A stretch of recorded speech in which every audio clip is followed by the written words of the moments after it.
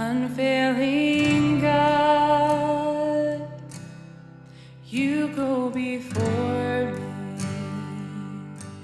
My every breath is held in your grace. Welcome to episode 7 of our series, Worship Leading for Small Churches. This is our final episode, but this is the one that really hits home. This is going to be a great episode. If you've missed any of the previous episodes, go back and watch those. Those are very, very important, very, very informative. This one is going to be focusing on you as a worship leader. We are titling this, Making Time for Personal Worship and Development. This is looking at your heart. For this episode, I'm joined with Majors Jay and Jamie Spalding. They are the youth pastors of the Salvation Army in North and South Carolina. So thank you guys for joining me. Good to be Pleasure. Yeah. Let's jump right in. What are some ways you would tell a worship leader to stay fed? Like stay fed in the Word. I'll start with you, Jay. For me, it is Bible study. Yeah. I think that's the main thing because we can do all the other stuff, but if we're not deep into the Word, everything else becomes that surface level stuff. And I think if we're going to lead somebody to know who, in worship to God, we got to know who He truly is. And we do that through deep Bible study. Yeah. And I think Bible study has to consist of more than just flipping through the Bible to find a scripture that goes with the song you're gonna sing. You know, like it needs to be something that you're doing separate from what your job is as a worship leader. You need to be just engaging in a personal relationship with Jesus that involves being in His Word. Yeah. And I think it's the same. I mean, for pastors, it's the same thing. Like we have to be in the Word beyond preparing for a sermon or preparing for a devotion for it to really mean something to our life. And I would say it's the same. Yeah, I mentioned this in previous episodes that worship leading and you guys as pastors, the sermon go hand in hand. So it's always like choosing songs helps, should tie into the sermon. It should be a collaborative between the worship leader and the pastor who's leading the worship. But like you said, if that's the only time that you're getting fed, if it's the only time is when you're leading worship, then something's wrong. I think that you should have self-worship at home. Not worshiping yourself, but time for yourself. Personal worship, right. Personal worship. Having time for yourself to worship and being God. That could easily just be turning on music, turning on worship music, and being fed to through that. And I was talking about that the other day, is that I know that I have lacked like keeping that worship atmosphere going, more than, it's not going as much as it should be. Like just having worship music on in the background or in my car, that's something that I should definitely do more of. And I noticed that when I do that, like when the worship music is on the car and I'm traveling, or if we're just at the house and we're making dinner or something like that, and we have praise and worship music on, the atmosphere, the whole atmosphere of the house, or what we're doing changes. It just brings us to a different place. Yeah, and I said this earlier to Josh, and Rachel. As a worship leader, a lot of the music I listen to is now praise and worship music or Christian music. So I know what's out there. I have different song ideas I can choose from, and which songs not to choose, which songs don't work at a church. But also that gets me in the mindset of somebody singing the song over me or somebody singing the song to me. Yeah, I would say the same kind of thing with Bible study, right? Like you can't just be listening Exactly. so that you know what's out there, but like what are you doing to feed your soul? Like intention. I think that's what it is. It's really about intention. Like I can read books to do better sermons, but I can also read books that are going to build up my personal spiritual life. So I think I'm not a person that loves music in the background. Like I definitely can't do Bible study with worship music in the background. I don't understand how other people do it. But we recently did like this prayer station experience where each prayer station had a song that was meant for that experience. And I said afterward, like, that would not have meant nearly as much to me if it had not been for that music. Yeah. So I started to think, what are some other ways I can incorporate music? I can't have it on in the background. That's not my thing. But how can I incorporate it so that it's doing something for me spiritually? Yeah. We're at a place in our ministry now where a lot of times we get to sit back and hear someone preach to us, which we didn't get that for so many years during our ministry. And I'm sure that worship leaders need that as well, where they just need to sit back and just be a part of a congregation where they're hearing other praise and worship, or they're hearing other people lead worship, to be fed that way too. For us, whether it's like listening to a sermon while we're out, or whether it's even attending another church, to just be a part of worship and not have the responsibilities of making sure everything is going okay, but being able to just sit there and just be in complete worship to God, and not making sure, oh man, is there too much dead air here? Or is there too much, did this song not go with this? I can just sit there and be in worship with that. I hope other worship So how, leaders and take that's the the chance. how does that translate for a worship leader? Like going to another church and just sitting under someone else's worship and being able to disconnect, because I'm sure, like we often do, maybe you can become critical of the song choice or the sound or whatever, but could you just sit under someone else's worship? Or even could there be a season, and no pastor wants to hear this, I know, and probably no worship leader wants to say it, but could you say, I need to sit out for a season. I need 6 weeks off or 3 months off to just sit under someone else's leadership? Because I think sometimes you can burn out if you're always the one giving, but you're not receiving anything. Absolutely. And that's a little bit easier, like especially in a larger congregation. It's even more difficult in a smaller congregation, Right. where you might be the only guitar player, which means you might be the only person up on stage, or the only piano player, and that's all that there is. But there still is a way to sit back and get fed, because you need to do that. Because if you're just constantly giving and you're never receiving, you're going to run dry. Yeah. It's just going to happen. We talked about adding members, and as soon as you have a member who's ready to lead a worship set without you, I'd say that's a perfect opportunity for you to join a congregation. That's easier within your church, but it's also like very critical, because then that's somebody you trained. So I liked what you're saying. What you said about maybe experiencing maybe an evening church Right. if you worship in the morning. I'm going to an evening church to where you don't have to worry, or you're not the one everybody's looking to fix things if Right. something goes wrong.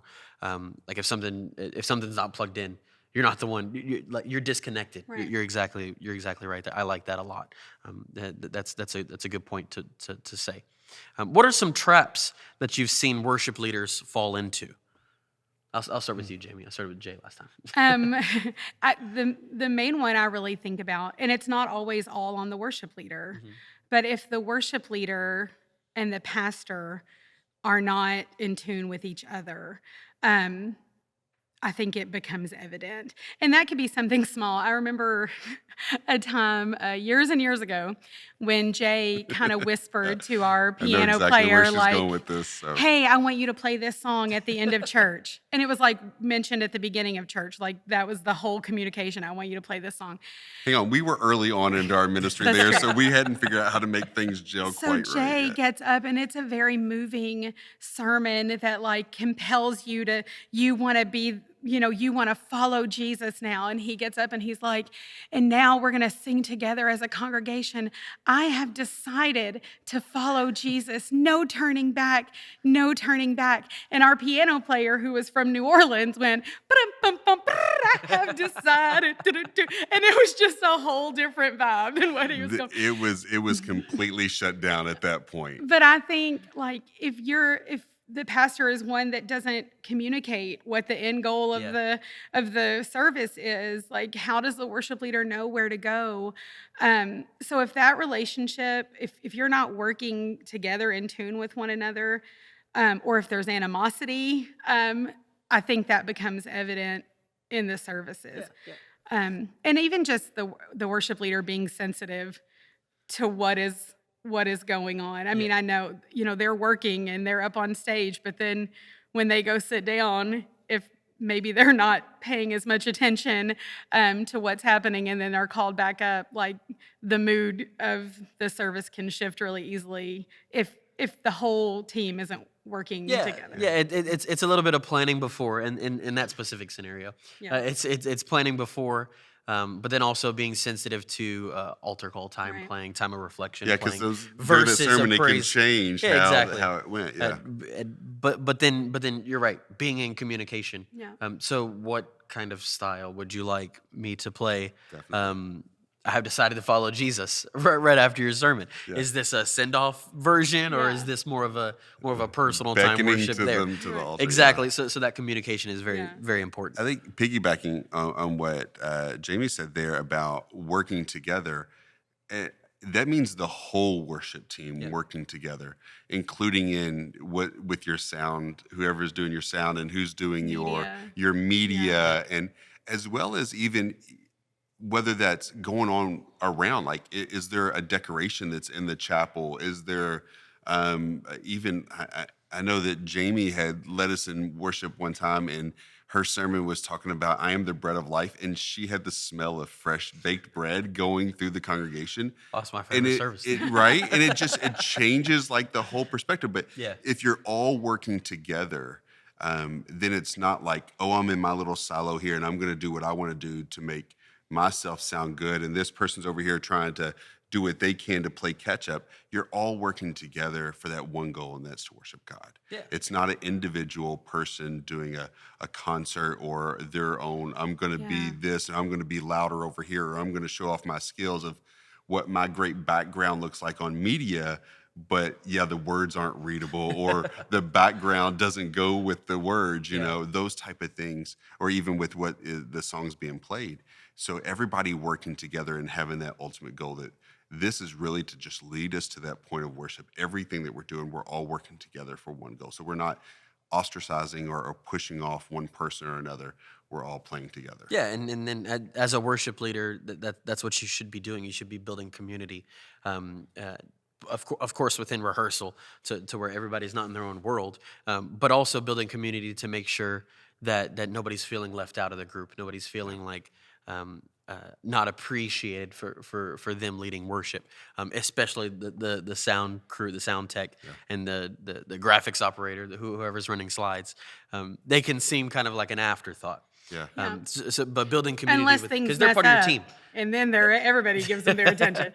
But yeah, they do. They are background. Yeah. But they have to be considered too as part of the team. Making sure that they're part of your team, making sure that they feel included in everything. But also with the band, that can cause rifts. I've seen that. Yes. Between a worship leader and team members, having rifts, not only between your pastors, you mentioned that, but also within your team. That we don't want that to hinder our worship, be a distraction, or even like during the song, like the communication and the rift, you can feel the tension in the air Yeah. when the bass player and the drummer are upset at each other, or the worship leader is upset at the lead vocalist, or whatever it may be.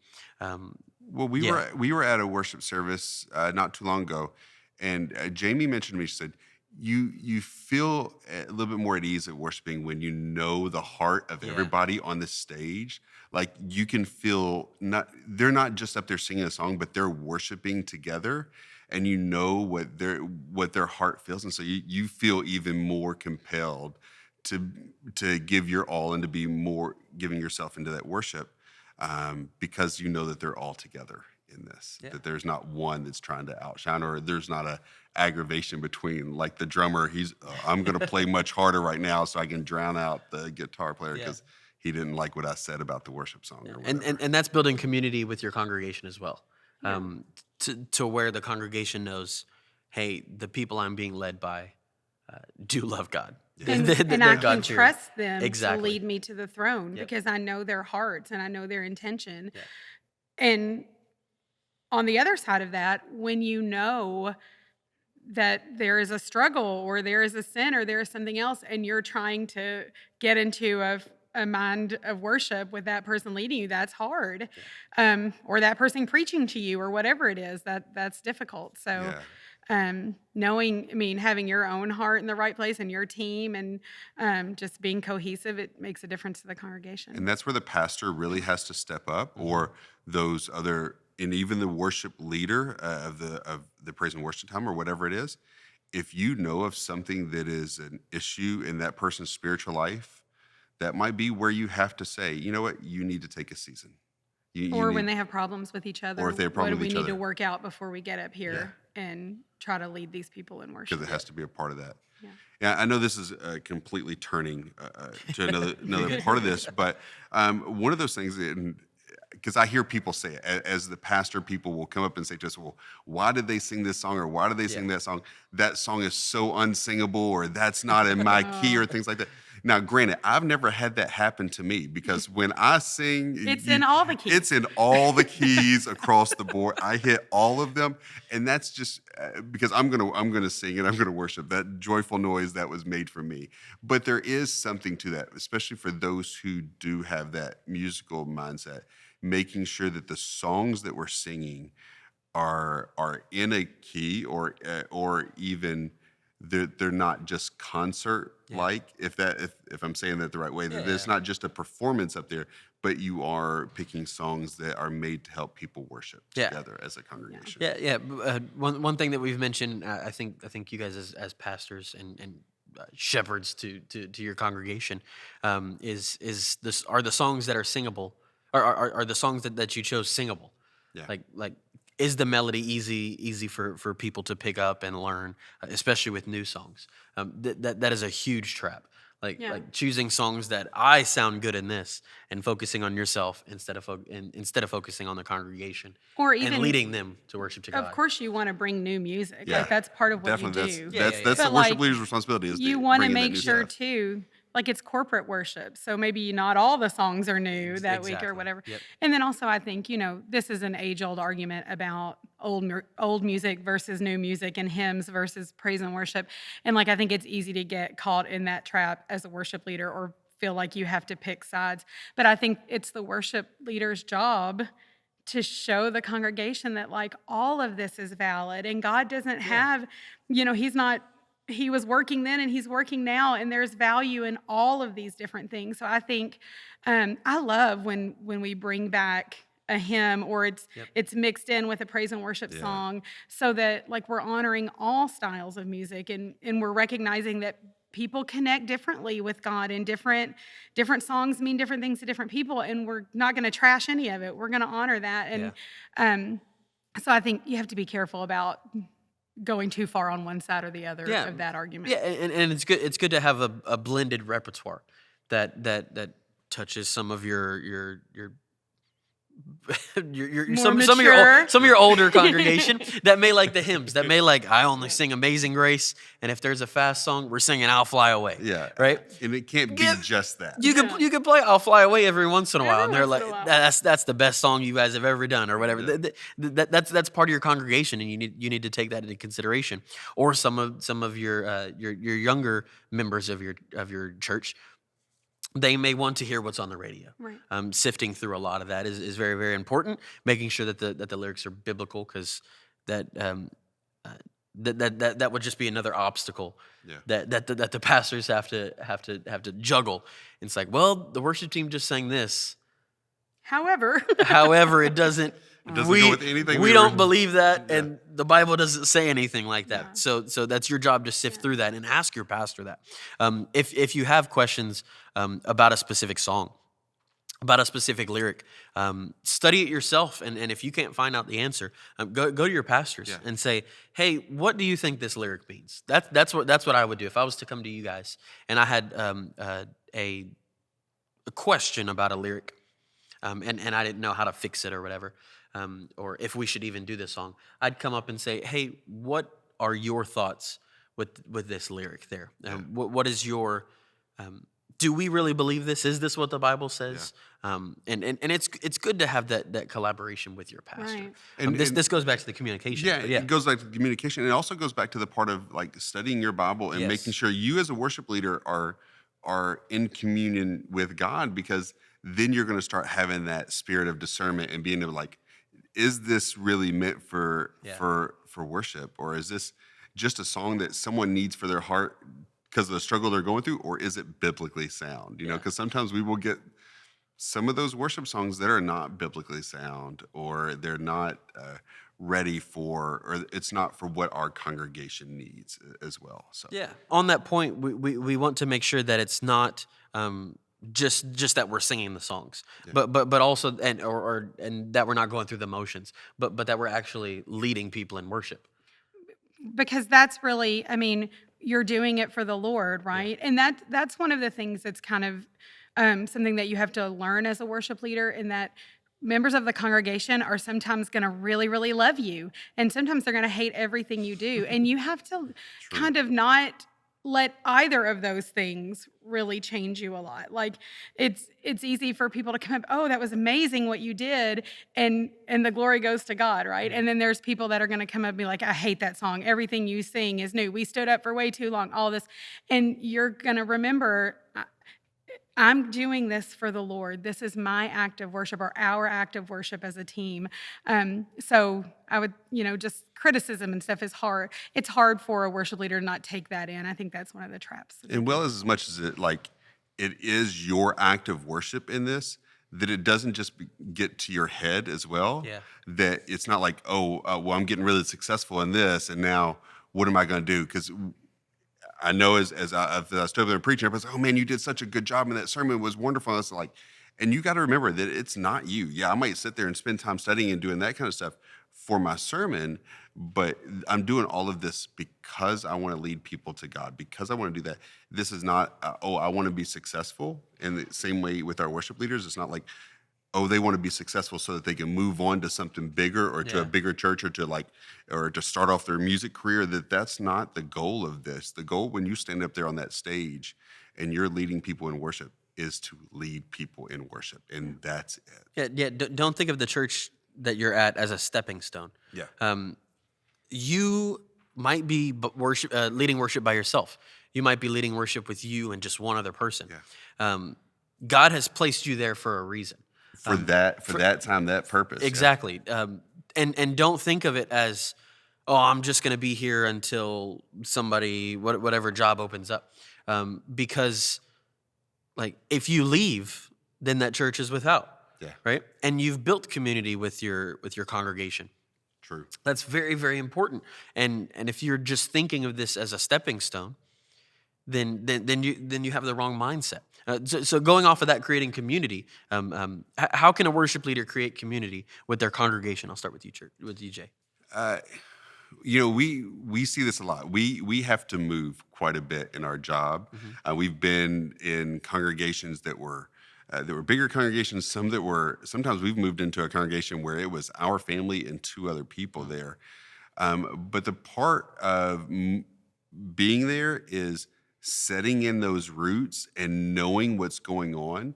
Yes, you might just be coming into that community, or you might have been there for a while, but you've just been that surface kind of person, so you don't know what's going on.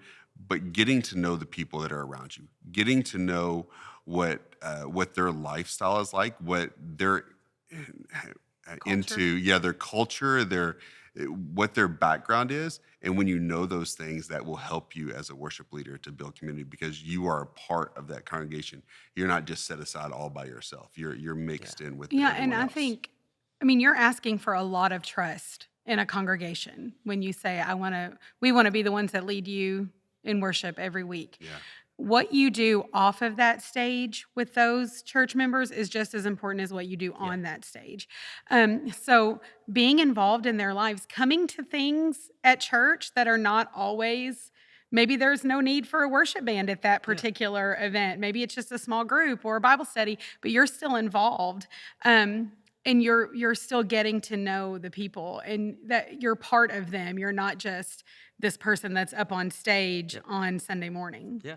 And it's go visit people, go visit the members. Be in their homes. Yeah, be in their homes. Go visit people at their church, and then once you start getting to know people, then they'll start to know your heart, and they'll learn you as well.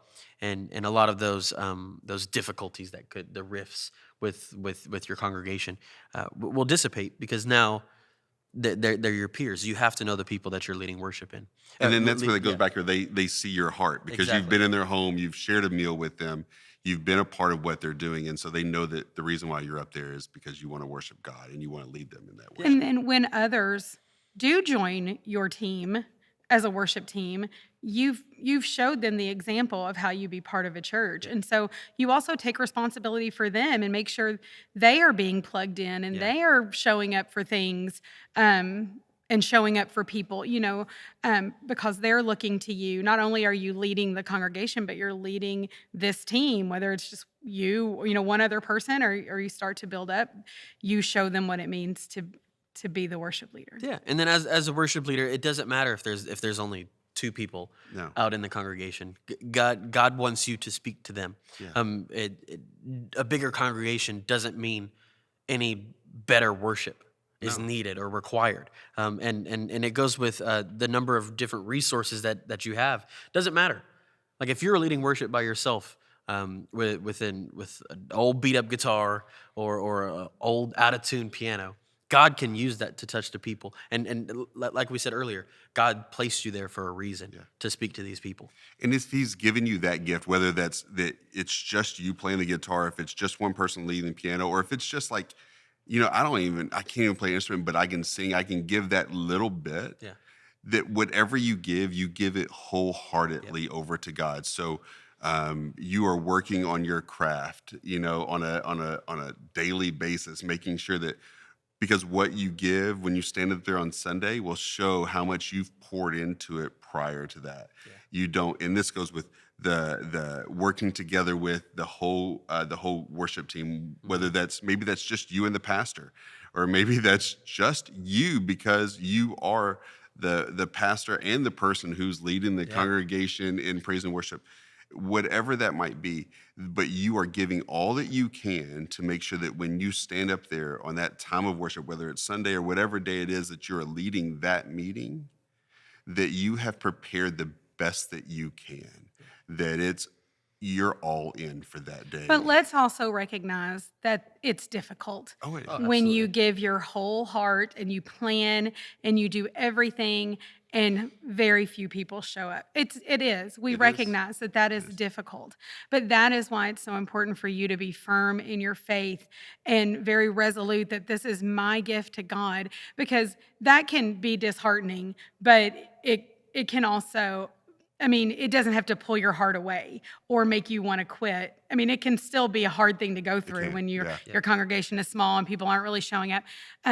But that just all the more drives home the point that you have to be in tune with the Lord and know why you're doing this, because there are going to be seasons that are harder. And God will honor it. Well, He might not honor it by, multiplying your congregation, but God will honor what you are doing up there, leading in that worship, if you're giving all that you have. Yeah. I think you also, like this touches on all the points of traps that you can fall into. As a worship leader, I think you need to regularly examine your motives as to what are your goals within this group. Yeah. What are your goals within this church and in this community? And if your motives are not, number one, leading people closer to God through your music, then you need to do some soul searching. Yeah. Jay, question, kind of changing subjects here. As a worship leader, where do you think that they can dive into the Word more? Where maybe it's a book in the Bible, maybe it's a specific devotion, but where should they focus on getting fed in the worship there, in the Word there? So for me, obviously, for those worship leaders, it seems like, oh man, if I want to know worship, I want to read Psalms and I want to be a part of that, because there's so much great, that's all these different songs that, that David had put out, Moses puts out some of those, and you get that part of it too. But I think you have to be firm in your foundation. So finding a great podcast that you can put on while you're doing mundane things that is going to pour biblical knowledge into you. And there's lots of great ones out there, and I'm sure we could go into that. But making sure that your relationship with God is the best that it can be. And that's where I go back to having that Bible study, having that daily devotion, making sure that what is being fed into you is being put out. Because as we talked about how if you are not sitting down in a congregation worshiping every once in a while, or or letting music being poured into you, or whatever that is, you will run dry. Making sure that what you're getting in that biblical knowledge is a good deal. For me, I go back to podcast. I listen to podcasts all the time, probably more than music, just because, yes, I love music, but on my side of it, like I'm like, oh man, that's a great song. We ought to sing that. And it's one of those songs that's completely unsingable. And we've gone through that sometimes where I've gone to people in our, I heard this and we should sing this song for worship. And they're like, there's no way. This is not a song for a congregation. I think I've done that to you a couple times. Yeah. Enjoy that in know your our car. strengths. Yeah, enjoy that in your car. Enjoy that as a part of your worship. But that's not a congregational worship song.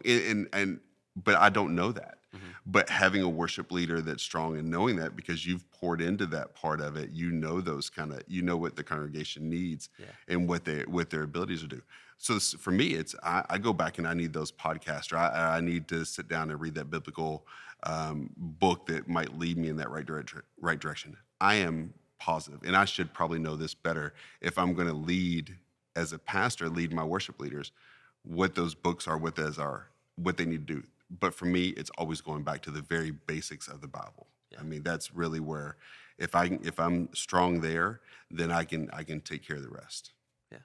I mean, I would say, like, obviously there are chapters of the Bible that talk about church life and Christian living, and I mean, Colossians 3, Ephesians 5, Acts, the whole book of Acts. But also, if I were a musician, I think there's just really beautiful things in the Old Testament, like how important musicians were in the building of the temple. Yeah. Like, you don't think about that. You think about the brick and mortar of what had to be done, but the musicians, they're what led you to God. Like, that's not a new thing. That's from the beginning.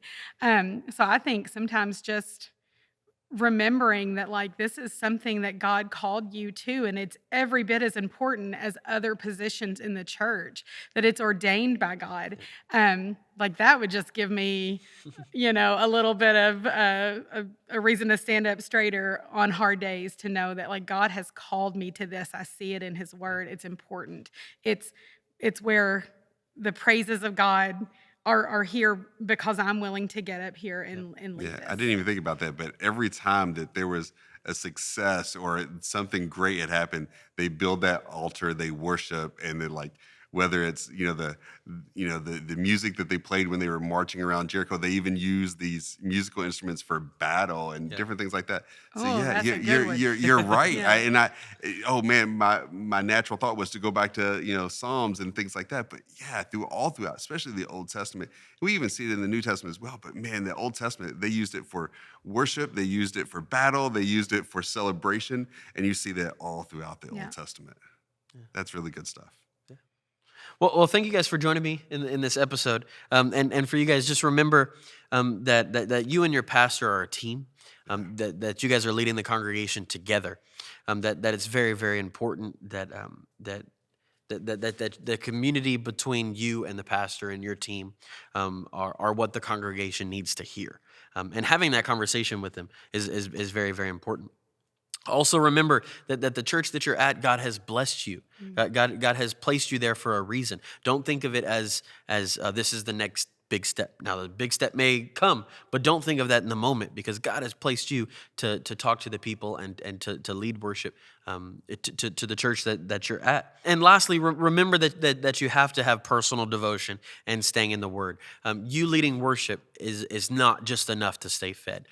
You have to be either in a congregation with being fed by other worship, and listening to the sermons. Being in that personal devotion and staying in your Bible is key for anybody, but more specifically for a worship leader. So remember those things, and I hope you took something from this episode. Thank you guys again. Thank you. Thank My you. pleasure. Thank you for listening to our series, Worship Leading for Small Churches. This series was brought to you by the Salvation Army of North and South Carolina Youth and Music Department. Production for this series was done by Aaron Jackson, Caitlin Jackson, AJ Mitchell, and Abby Aguilar. We'd like to thank our special guests, Josh Powell, Rachel Wiley, Major Jay Spalding, and Major Jamie Spalding, for the time they took to come and share their experiences. Special thanks to our divisional leaders, our divisional youth leaders, and our DHQ officers. If you liked any or all of these episodes, we'd appreciate it if you liked, shared, and subscribed. Once again, thank you for listening, and God bless.